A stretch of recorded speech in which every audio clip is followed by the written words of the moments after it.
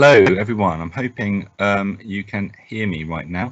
I've just had a sign flashing up saying my network quality is bad, so I really hope you can hear me okay.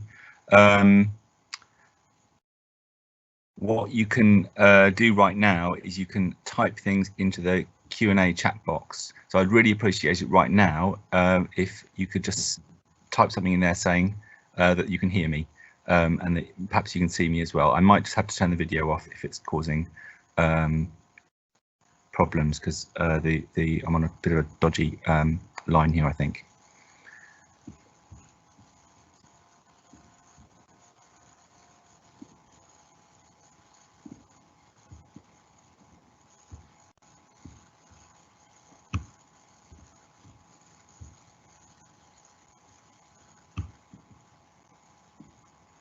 Right. Okay. I'm gonna get started. It might be a bit jerky. I think I'm going to turn my picture of myself off just for now and just have the presentation. Let's see if that works. Okay. Good.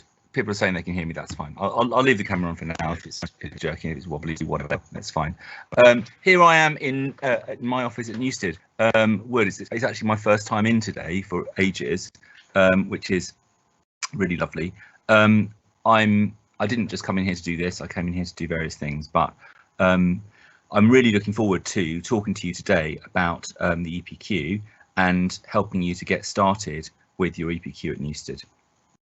Okay, so what I'm going to be doing today is I'm going to be going through just some kind of basics about the EPQ. If you have any questions at all, there is a question box. If you click on the little messaging sign at the top of your box, you can ask questions. Just if a question pops into your head, just write it in. It will then come to me. No one else will be able to see it, so don't be worried about asking stupid questions. And then I will be able to see those questions and respond to them a bit later on. So I'm just going to talk for a bit about the EPQ and how what I think you should be doing right now about your EPQ. And then I would like to have any questions at all from you. It's just going to be text, I'm afraid, rather than voices this time. Okay, let's get going. So the first question I wanted you to think about is, you know, where are you at the moment with your EPQ?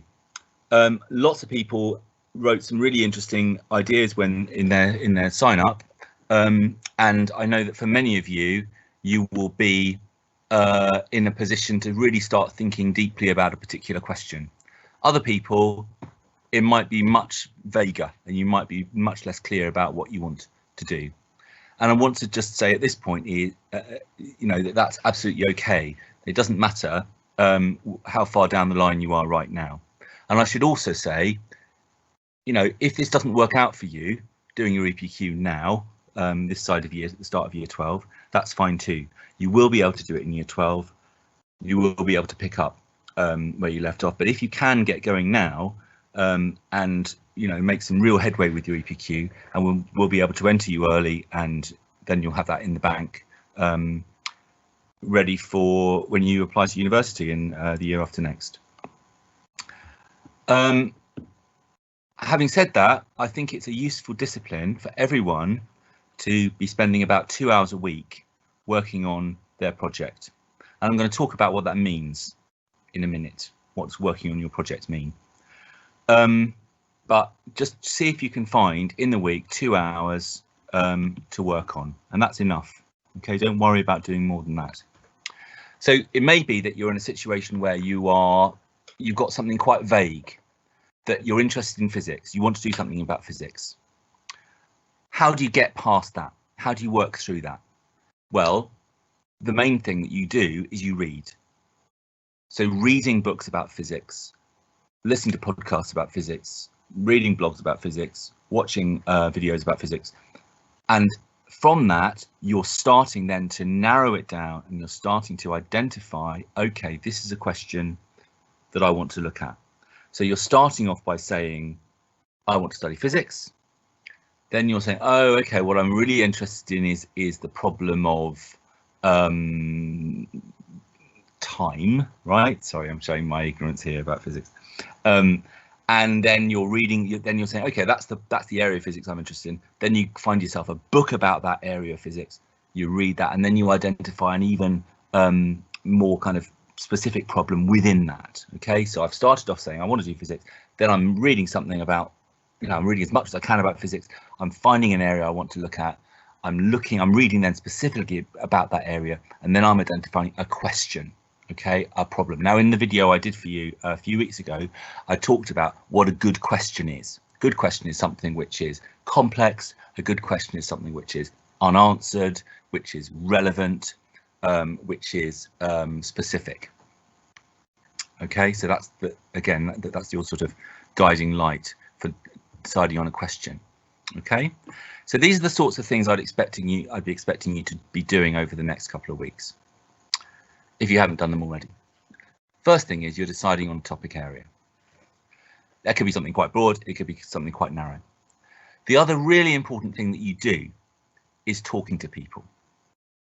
Now, you probably won't have access to your teachers, although if you want to email me and ask me about your EPQ idea, I promise you I will respond and I will give you my point of view. If you are doing something like physics or chemistry, you might be better off contacting your chemistry or your physics teacher, and I know they will be really keen to talk to you. If you want me to put you in touch with somebody, I'm really happy to do that as well. If you haven't got access to a chemistry teacher, I can find you one to talk to. Okay, so please get in touch with me, and I can matchmake you. I'm not going to be allocating you supervisors at this stage. That will happen a little bit later on, in September probably. However, it's something which, those informal conversations are really, really important. As well as talking, you're reading. So reading as much as you can about your topic. When you read, please make sure you make a note of what you've read. There's always a few people who do the EPQ who they do lots of work and they do lots of reading, and they do lots of thinking, but it kind of evaporates. They've forgotten what they've written. They've forgotten what they've read, sorry. Okay, so recording it is really important. Now, next week I'm going to be sending you something called a production log, and that will be a place for you to record things. But until then, and as well as that, you can be recording things in a notebook or in an online document or in a diary or anything else that you want to use. Just make sure you do record everything. You can use something like OneNote, for example, to record. And when you read a book, take a picture of the book, take a picture of the table of contents and the copyright page, so you've got all the information about the book when you need to write it up. Okay, so the next step then is you're starting to think of your question. So I've started from the position that I'm really interested in physics. I've talked to people about physics. I've found out an area that I really love. I'm reading some books about physics, and then I'm saying, okay, well, I've read about space science. What I'm really interested in within that is what potential might there be for a black hole in our galaxy? So that's the question I want to investigate. I'm going to write that down, and part of the next steps from that is to think about all the different kind of sections that question then has. So I'm thinking about black holes in our galaxy, so I need to divide my my project into these sections. First of all, thinking about what we know about black holes, the kind of history of studies of black holes, what we know about the way the impact they have on other material around them, why our galaxy might be likely to have one, some people who've published on this, written on this, what they've said, and so on. Okay, and the really important thing to be doing right now is to be writing stuff. Okay, don't just be reading, don't just be sort of sponging it in, actually write it as you go. So have a notebook, or keep a Google Doc or something like that where you record things as you go along. Okay, just little bits of writing as you go through. Next week I'm going to send you out the production logs. That's something that you have to do as part of your EPQ, but it's also a really useful way for you to record your thinking as you go through the project. And there will be a kind of formal moment where you submit a project proposal, and that will be at the end of June. If you don't do it, it's fine, you can still do the EPQ, but that's something to aim for. If you are doing it right now, then the end of June is the time when you're going to do it.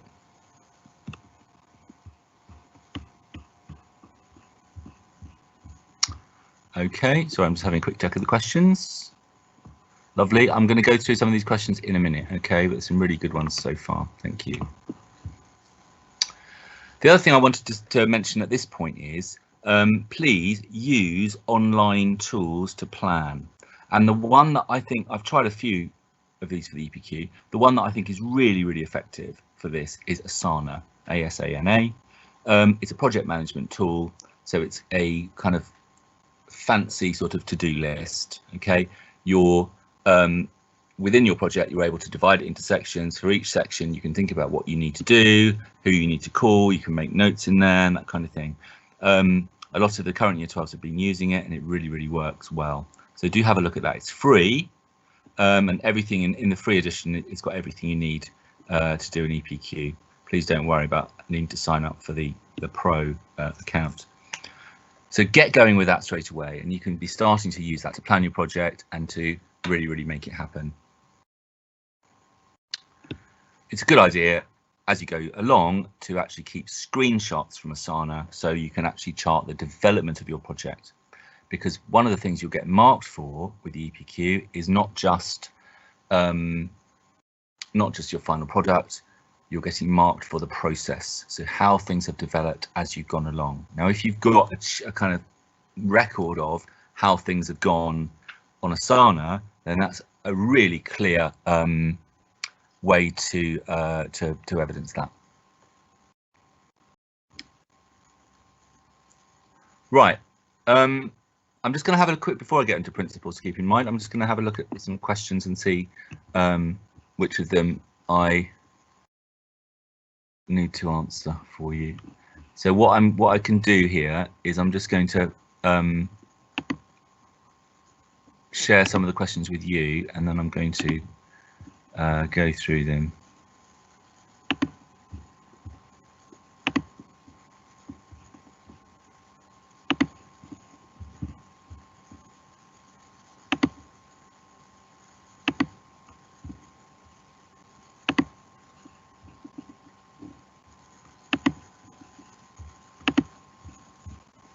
Everyone's anonymous, that's interesting. Never mind, it's fine. Okay, so I've just published a load of questions. I'm just going to go through them one by one, and then I'm going to talk about my fancy principles to keep in mind. Okay, so the first question is, can the EPQ be a group effort, and if so, how would an individual be graded? Technically, yes, you can do group projects. We have never, ever, ever had anyone doing it successfully at Newstead. We've been doing the EPQ here for 12 years.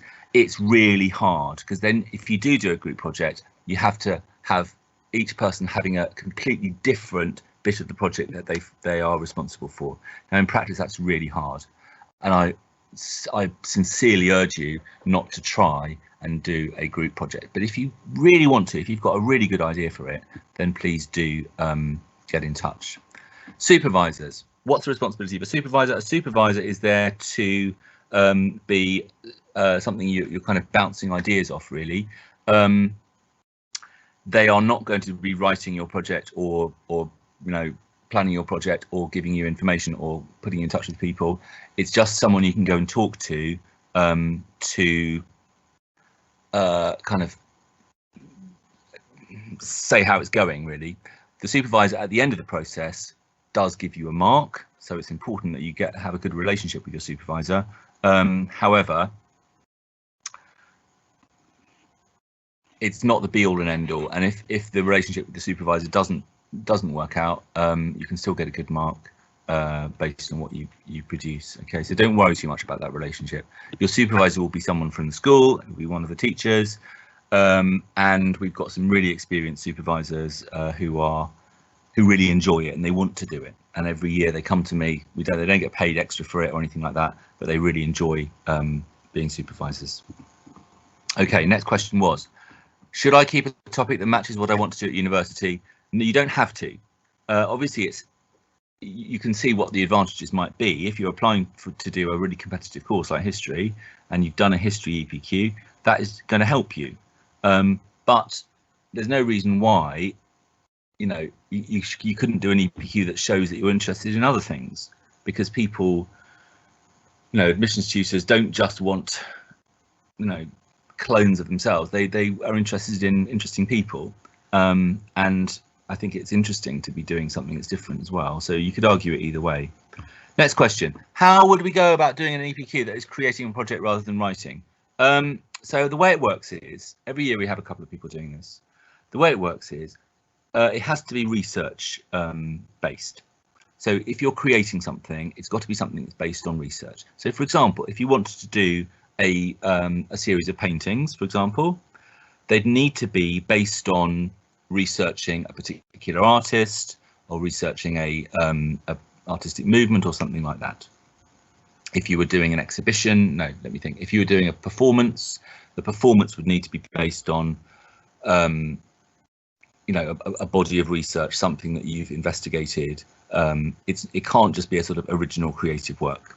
If you're doing an IT project or a computing project, doing some coding, it would need to be based on research of I don't know anything about computing, sorry. Trying things out, doing market research, that kind of stuff. Okay, I shouldn't talk about things I don't know anything about. Should I keep it up? I've done that one. Would you recommend doing an EPQ over doing an AS? That's a good question. It depends completely on what you want to do with it. I think they're very, very different things. Ideally, I would say do both. But if you have to choose, then you need to make the decision that's right for you. Sorry, that's not a very good answer. Can the question be related to topics in an A-level course? It can be related to topics-ish. You can't be replicating the stuff that you're doing in A-level. So, for example, if you were doing classics and you were studying Oedipus Rex by Sophocles, you couldn't include Oedipus Rex by Sophocles in your EPQ, but you could have other plays by Sophocles or other Greek tragedies or something like that. So you can obviously be using the topic, but not the specific details. Similarly, with chemistry, if you were doing a chemistry EPQ, of course you'd be using some of the content and some of the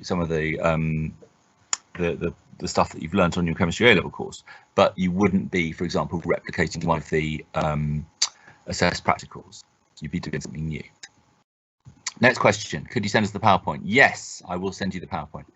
Next question: would it be possible to make a film documentary? If so, how long would it need to be, and would I need to do some writing along with it? Yes. So when you do a project, a practical project, you have to write a written report with it. Okay, so that needs to be at least 1,000 words. Realistically, that's not very long. You probably need a bit more to do that as well. If you wanted to make a film, it would probably need to be 20 minutes, 30 minutes long. It depends what it is, obviously. Does it have to be academically related? Yes, but get in touch. If you've got an idea, get in touch with me and I will let you know. I mean, to be honest, most things are academically related in some way. The one example that the exam board always put out to say that this is not an appropriate thing for an EPQ was there was a guy who wrote a project on how to pick up girls, right, or chat up lines or something like that. That's just not academic. So something like that would not be okay. If you've got any more, if you've got any questions about appropriateness, please do get in touch. How many UCAS points can the EPQ be worth? Honestly, I can't remember. I think it's 90 UCAS points if you get an A star. I could be wrong. And the other question is it all right to have the EPQ research topic based on something occurring in the world in the present? Oh, yes, definitely. And I'm looking forward to reading all your coronavirus EPQs. We already have a couple of year 12s who are doing EPQs on that, and it's great because you've got lots of different material coming from lots of different sources, lots of news stuff, lots of first-hand experiences, lots of interviews. It'd be great. Why not? Go for it. Okay, I'm just going to carry on with my presentation, and then I'll see what other questions there are. Here we go. So these are my principles. This is, yeah. So it's a bit kind of airy fairy, this slide, but I think it's important to say it. Okay, so my first two principles are: how do you know what you say is true, and how do you know what other people say is true? Okay, so whatever you're writing in your project, you've got to be honest about how well you know it. Okay, is this really true? How do I know it's true? What's the evidence? How reliable is the evidence? You know, how do I know that what I'm reading is true? Okay, obviously you can't, you know, obviously some things are true, and you can decide that they're true. That's fine. But what you need to be doing as a researcher is assessing the reliability and the validity of the evidence that you're using. So in your production log, you're going to be making notes on, with everything you do, just make a note of, okay, how do I know this is reliable? How do I know this is true? And that will really help you get a good mark for that. The other side of the coin is, how do I know what I think about this? Do I know, you know, what's my own opinion? And that's really important too.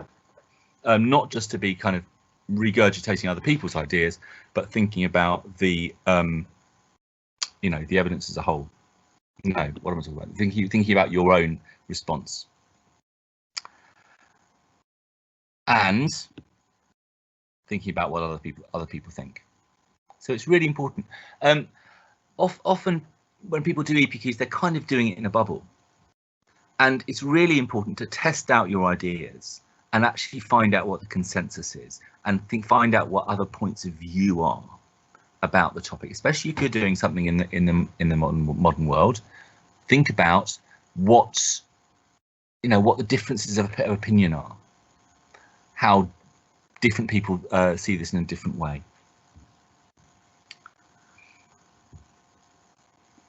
Honesty is really, really important. You can't bluff your way through an EPQ. Some people do, but please don't. Don't try and do it, because it will make you feel dirty and miserable. Okay, make sure you are honest with yourself about what you know. Use your own ideas, use your own words. Don't try and, you know, bluff your way through. Be honest about what you know and what you don't know, and try and find out things to plug those gaps, all the things you don't know. And ambition's really important. Don't be afraid to try something hard. Don't be afraid to try something difficult. Don't do something boring, because you'll only get one chance of doing an EPQ. So choose to do something that's interesting, and a bit complex and a bit challenging. And communication, please do make sure you keep talking about it. I mentioned this earlier. Talking will really, really help you solve most problems. Talk to your family, talk to your friends, talk to your teachers, talk to me. And, you know, email might work better in these times than talking. But being able to talk about your project will help you understand it, understand what you know and what you don't know. Okay. Last thing I wanted to mention was about the production log. Okay, I'm going to send you your production log next week. It might be the end of next week. It might be the week after, to be honest, but we'll see. Hopefully I can get it sorted out for you next week. It's a bit of a mammoth mail merging job, but what you have is an electronic production log. It's on Google Docs, Google Drive, and you complete your production log online. Okay, so everything that happens in your EPQ, you should be writing it down and explaining why you did it, saying what you thought about it. What, you know, was it useful? Was it helpful? What are you going to do next? What's going to be your next step? Who do you need to contact? Who do you need to ask about this? All that kind of stuff. So make sure you're getting into the habit of that when you're doing your EPQ. You're thinking about what's, you know, what do I know? What have I just found out? Is it useful? Is it not useful? What am I going to do next about it? And just get into the habit of keeping talking about that. Okay, more questions. Let me get some more questions. Oh, loads more questions on here. Okay. Right, let me just publish a load of these.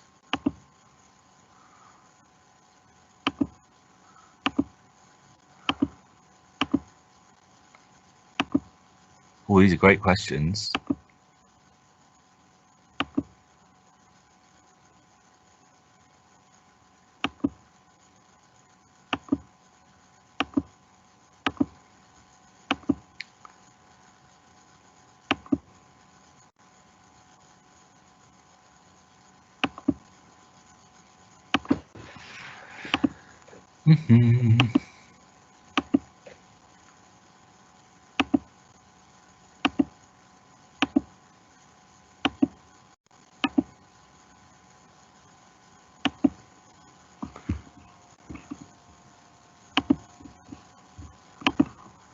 Okay, right, I've got them all out now, so I'm just going to work through them like I did before.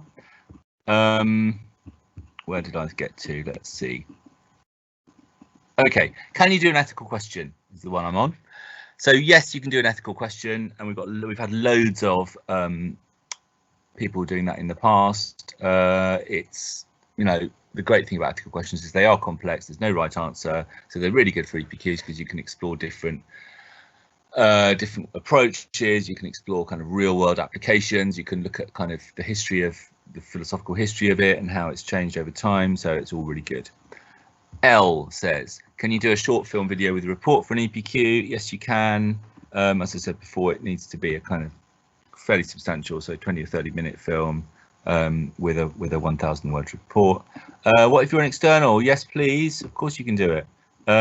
Someone else later on asked about this as well, whether if you do the EPQ, it's, yeah, by offering these to external students, is it a positive sign that we could be going there? I mean, I'm not quite sure how to take that question, but obviously, if you've got an offer, you've got an offer, and this won't affect your offer in any way. It's a, you know, we're not trying to trick you into coming here or something like that. We'll support you. Okay, so you'll get the same support as everyone else. Do we need to have a plan before we start the project? Yeah, I mean, yes. I mean, you need to be. It depends what you mean by a plan, I guess. I mean, everything starts with the plan, doesn't it? So you need to, as I said before, you need to be thinking about your topic and starting to narrow it down to a question. You don't need to plan the whole thing out before you start writing it. You can start writing it, and often writing it leads to decision making and leads to a bit of a clarity of understanding of the topic, and that can help you to plan. Is 5,000 words a definite limit, or can we go above that? Yes, you can go above that. We had one person one year who wrote a 20,000 word project, which was a you know, a bit of a doorstop, but it was great, and she just kept on going.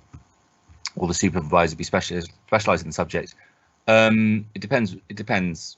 To be honest, we'll try and match you with people with some expertise, but some EPQs, we don't have people who are specialised in that topic, and that's where the supervisor relationship is one which is about kind of bouncing off ideas, kind of thinking about the process rather than the content, I guess.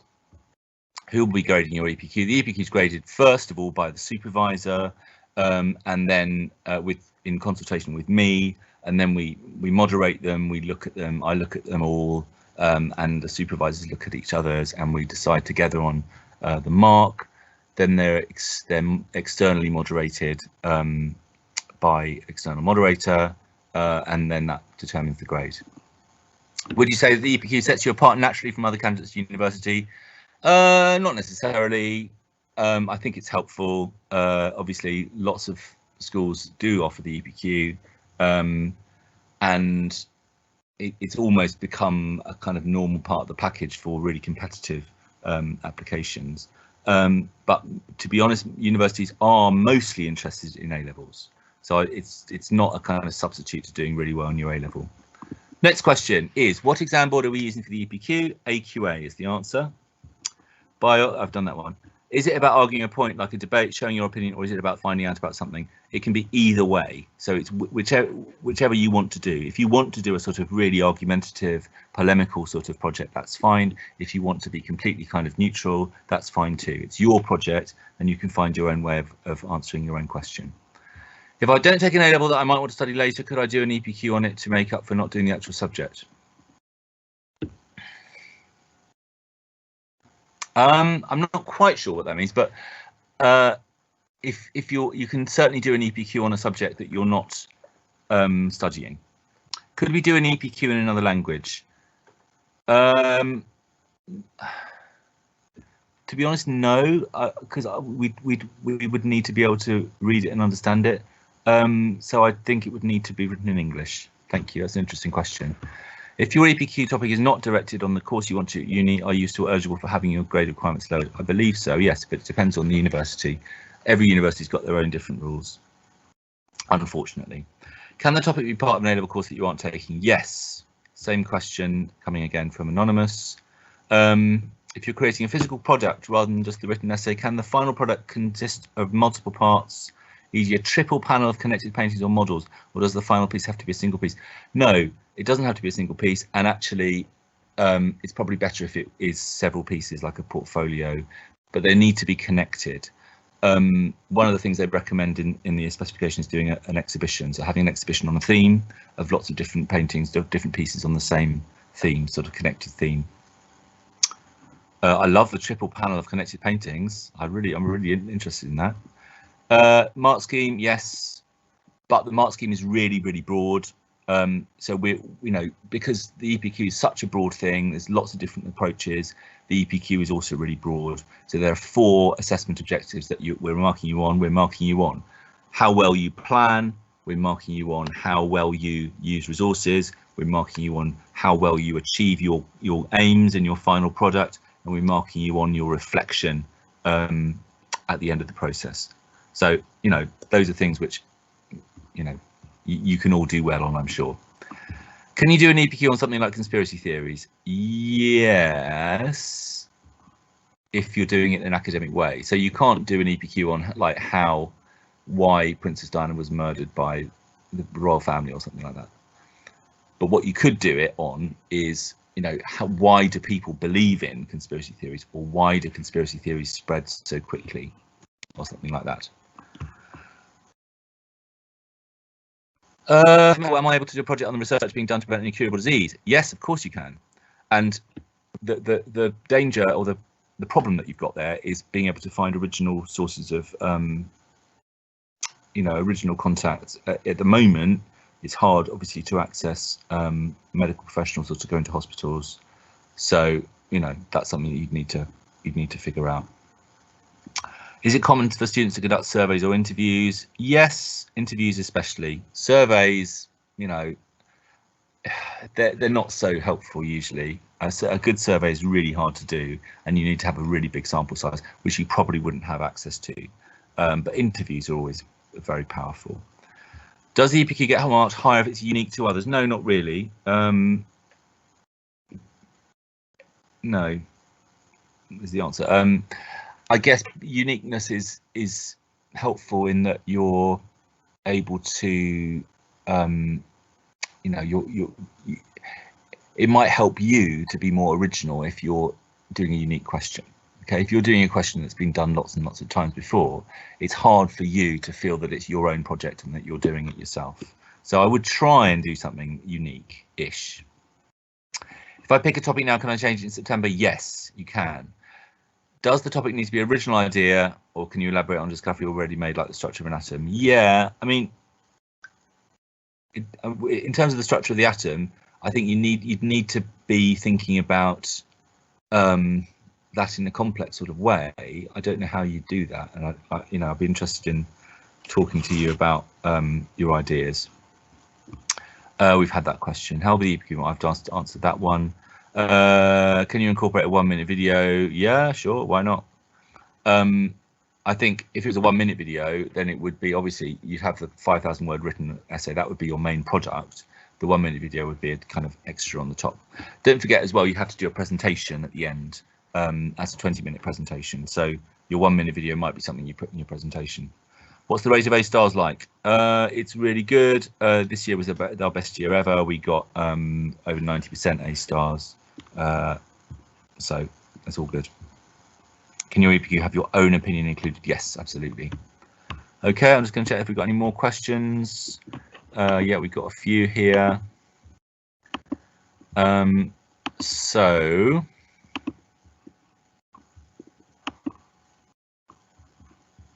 we've got a few questions on presentations. So the presentation will happen at the end of the process. So probably for you, if you do get started now, I'm hoping we'll be able to get finished after Christmas. So in January 2021, so that's when we'll do our presentations. The way the presentations work is you're giving your presentation to a small audience, including your supervisor, including your friends and family, hopefully as well. And you're talking about your project, you're talking about the process, how it went, what went well, and you're talking about you know, what resources you use, or you know, all the kind of the stuff that you've been doing as part of the project. Now obviously we're living in a uncertain times, and I'll need to see whether we need to change that model when we do the presentation evening, but hopefully in January we'll be back to normal. Who knows? Is there a deadline? Yes, but I wouldn't worry about it because it's going to be a long way in the future, to be honest. How long should the final essay be? 5,000 words plus. I heard that doing the EPQ can sometimes give you a reduced offer at some universities. Is this true? Yes, it is. It's never going to be massive, but it might be, for example, going from AAA to AAB. Is there a set time you need to present for? No, you stop when you go over. No, we don't stop people. We aim for a 20-minute presentation, including questions and answers, and we would really like it if you stick to that slot. But obviously, if you need to go over, you need to go over.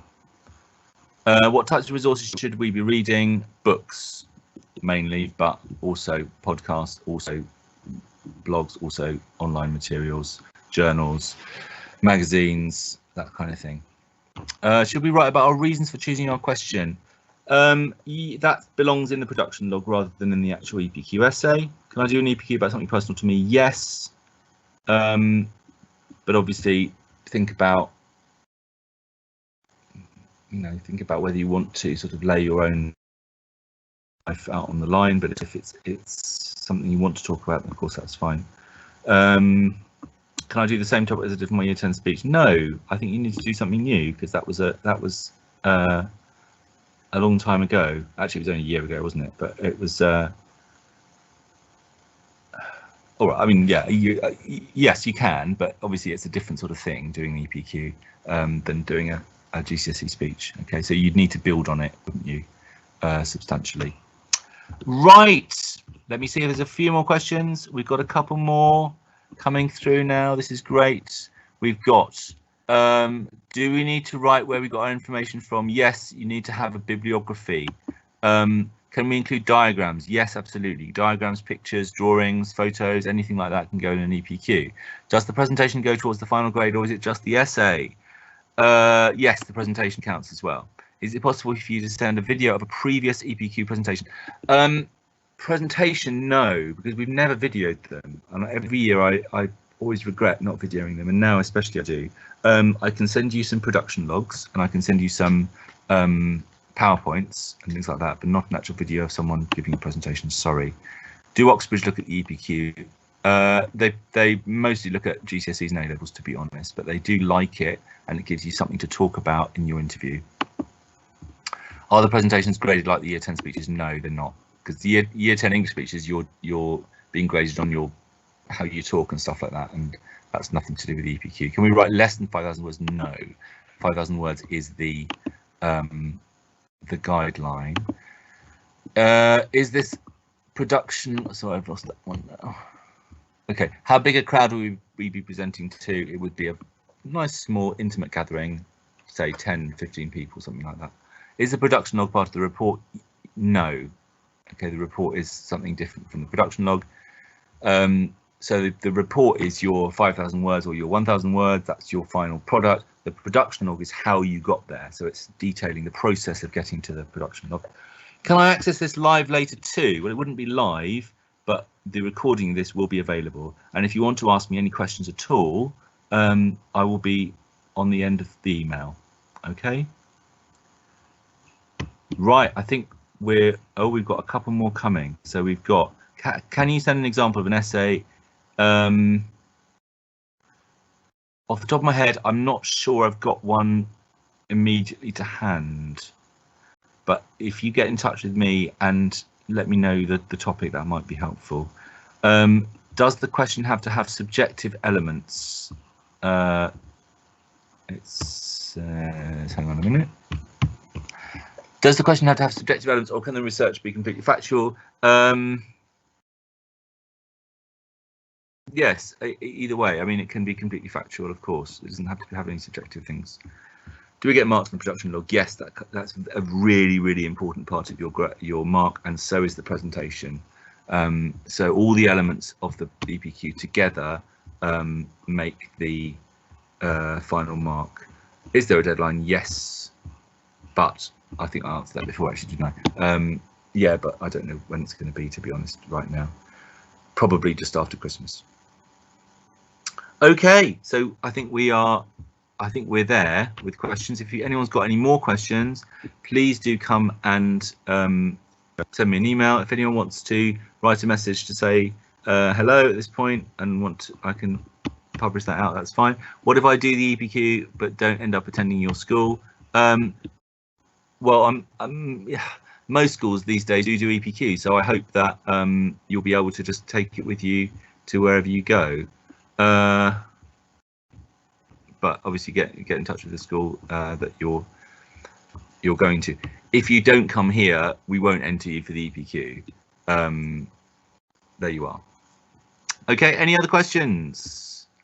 Wonderful. I'm going to stop this here then. Thank you very much for coming along today. Enjoy the sunshine this afternoon, and I'll be in touch next week with a production log. What I'm going to be using for that is the details that you put into the web form. If you haven't filled in the web form yet with details of you and the fact you want to do an EPQ, can you please do so I know to set up a production log for you. So I'll be doing that next week. So just if you could do that in the next couple of days. Thank you very much, everyone. I'm going to press the big red button now. Thank you very much for coming along. Bye.